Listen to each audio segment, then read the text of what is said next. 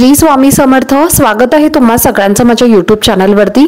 आजचा दिवस तुम्हा सर्वांना खूप छान सुखाचा आणि आनंदाचा जाऊ देत हीच मी स्वामींच्या चरणी प्रार्थना करते आणि आजच्या व्हिडिओला सुरुवात करते।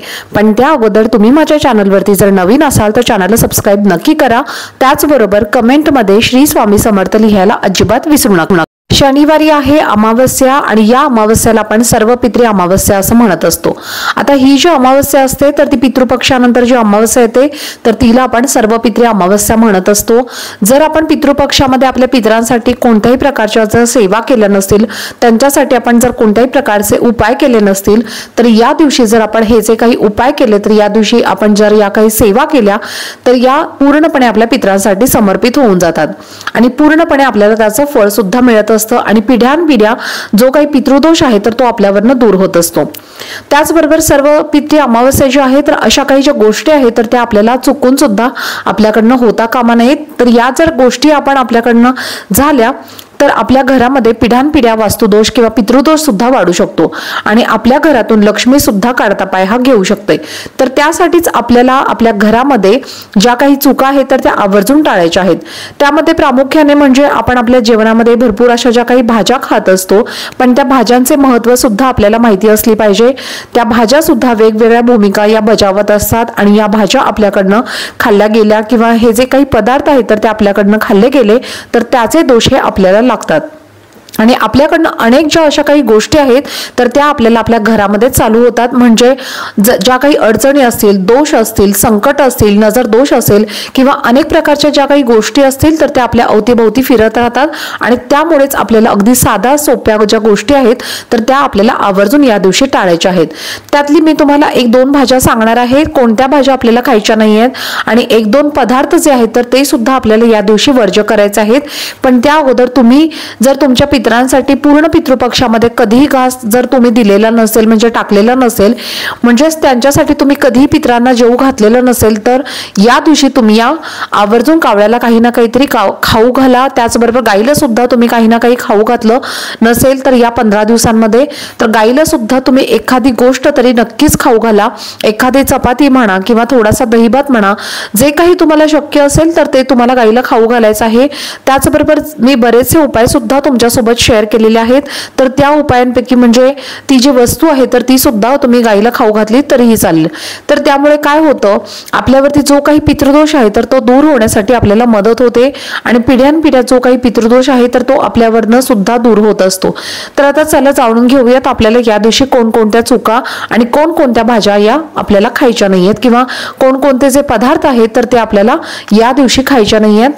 तर आता आपण बघूयात या दिवशी दोन भाज्या आपल्याला पूर्णपणे वर्ज्य करायच्या आहेत। त्यामध्ये पहिलं म्हणजे कांदा लसूण। या दिवशी पूर्णपणे आपल्याला कांदा लसूण असलेली भाजी ही बनवायची नाहीये।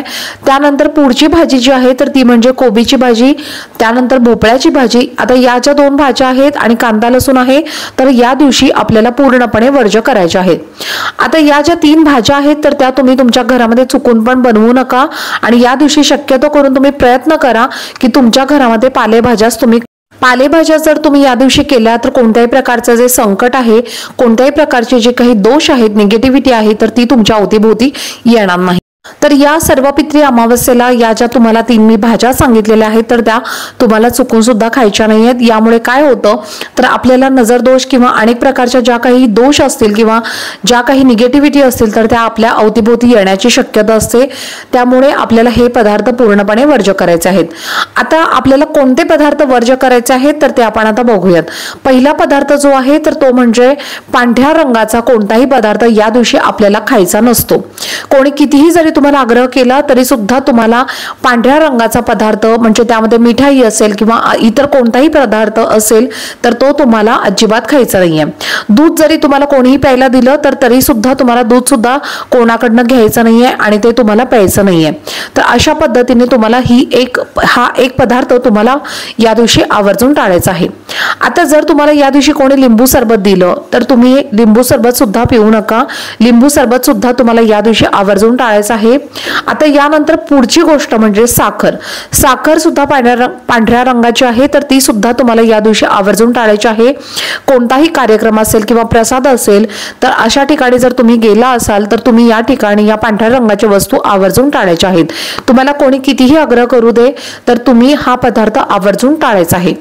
तर या ज्या भाज्या आणि हे जे पदार्थ मी तुम्हाला सांगितलेले आहेत तर या दिवशी आपल्याला ते पूर्णपणे चुकून सुद्धा वर्ज्य करायचं आहे। चुकून सुद्धा आपल्याकडनं ते खाल्ले गेले नाही पाहिजेत। जर आपण हे पदार्थ किंवा या भाज्या जर खाल्ल्या तर अनेक संकटांना अनेक त्रासांना आपल्याला सामोरं जावं लागेल। म्हणूनच तुम्हाला या भाज्या आणि हे पदार्थ वर्ज्य करायचे आहेत।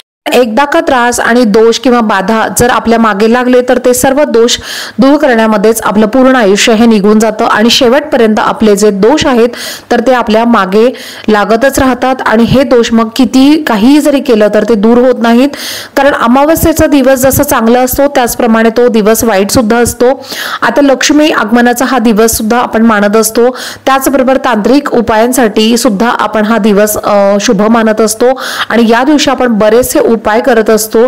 त्याचबरोबर आपण बऱ्याचशा सेवा सुद्धा या दिवशी करत असतो, कारण हा लक्ष्मी आगमनाचा दिवस असतो। त्यामुळे तुम्ही लक्षात ठेवा या ज्या गोष्टी आहेत तुम्हाला मी सांगितलेल्या तर त्या आवर्जून तुम्हाला तुमच्या घरामध्ये खायच्या नाहीयेत आणि या ज्या गोष्टी तुम्हाला सांगितलेल्या आहेत तर त्या तुम्हाला पाळायच्या आहेत। तर अशा प्रकारे व्हिडिओ हा तुम्ही नक्की तुमच्या इतर नातेवाईकांच्या सोबत, तुमच्या फ्रेंड्स मध्ये, तुमच्या फॅमिलीमध्ये नक्की शेअर करा, म्हणजे तुमच्या घरामध्ये जे कोणी व्यक्ती असतील तर त्यांच्याकडनं सुद्धा या चुका होणार नाहीत आणि त्यांना सुद्धा या गोष्टींचा त्रास होणार नाही। त्यामुळे अशा प्रकारे या चुका तुम्ही आवर्जून टाळा आणि आपलं घर, आपल्या घरातली माणसं सुखी समाधानी ठेवण्यासाठी तुम्ही प्रयत्न करा। घर सुखी तर आपण सुखी आणि घरामध्ये सुखी समाधान आपल्याला ठेवायचं असेल तर या चुका आपल्याकडनं टाळल्याच गेल्या पाहिजेत। तर चला, झालेली सेवा ही मी स्वामी महाराजांच्या चरणी अर्पण करते। आजचा व्हिडिओ जर तुम्हाला आवडला असेल तर व्हिडिओला जास्तीत जास्त लाईक, शेअर आणि चॅनलला सबस्क्राईब नक्की करा। भेटूयात पुढच्या व्हिडिओमध्ये, तोपर्यंत सर्वांना श्री स्वामी समर्थ।